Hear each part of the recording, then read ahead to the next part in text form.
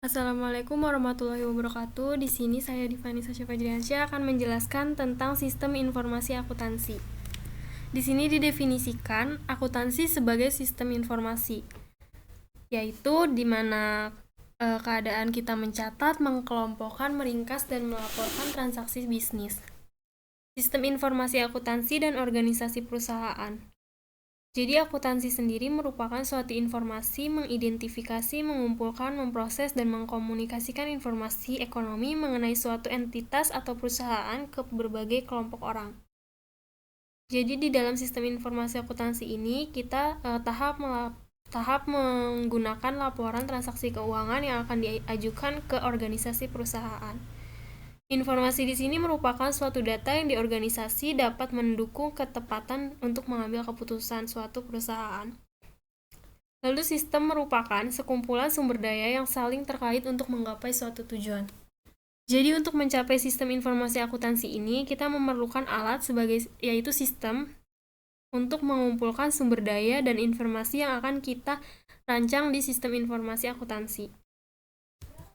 Lalu ada peran sistem informasi akuntansi. Yang pertama, dapat mengumpulkan dan memasukkan data ke dalam sistem informasi akuntansi. Yang kedua, dapat mengolah data transaksi tersebut. Yang ketiga, menyimpan data untuk tujuan di masa mendatang. Lalu yang keempat, memberi pemakai atau pengambil keputusan informasi yang mereka perlukan. Yang terakhir, dapat mengontrol semua proses yang terjadi. Jadi dalam peran sistem informasi ini adalah peranan penting untuk mengontrol semua proses yang terjadi dalam perusahaan. Lalu di sini terdapat fungsi sistem informasi akuntansi. Yang pertama dapat mendukung aktivitas perusahaan sehari-hari. Yang kedua mendukung proses pengambilan keputusan. Dan yang ketiga membantu pengelola perusahaan dalam memenuhi tanggung jawab kepada pihak eksternal.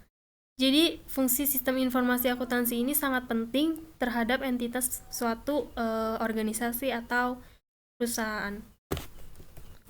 Lalu di sini ada kelompok informasi akuntansi. Yang pertama itu ada scorekeeping, attention direction, decision making. Lalu dimensi kualitas informasi di sini ada akurat, relevan, tepat waktu dan lengkap. Lalu di sini ada hubungan sistem informasi akuntansi dan sistem informasi manajemen. Sistem informasi akuntansi di sini adalah sebuah sistem yang dapat memproses data transaksi guna menghasilkan informasi yang bermanfaat untuk merencanakan, mengendalikan, dan mengoperasikan suatu bisnis. Lalu di sini ada pengertian dari sistem informasi manajemen. Sistem informasi manajemen ini yang digunakan oleh suatu perusahaan di mana di dalamnya mencakup informasi keuangan dan non-keuangan. Disebut sebagai sistem informasi manajemen. Jadi sistem informasi manajemen inilah yang dapat merangkai untuk kita dapat memproses membuat sistem informasi akuntansi. Di sini ada pengertian sistem. Sistem di sini merupakan kumpulan komponen apapun baik fisik maupun non-fisik yang saling berhubungan satu sama lain dan dapat bekerja sama secara harmonis untuk mencapai satu tujuan tertentu. Lalu ada tujuan sistem. Tujuan sistem ini merupakan target atau sasaran akhir yang ingin dicapai oleh suatu sistem. Jadi sistem di sini itu adalah pokok atau utama yang akan kita gunakan sebagai alat untuk mencapai tujuan sistem tersebut. Lalu ada batas sistem. Batas sistem ini merupakan garis abstraksi yang memisahkan antara sistem dan lingkungan. Jadi dalam tujuan sistem ini kita juga ada batasan yang disebut dengan batasan sistem yang telah dijelaskan tadi. Lalu ada subsistem.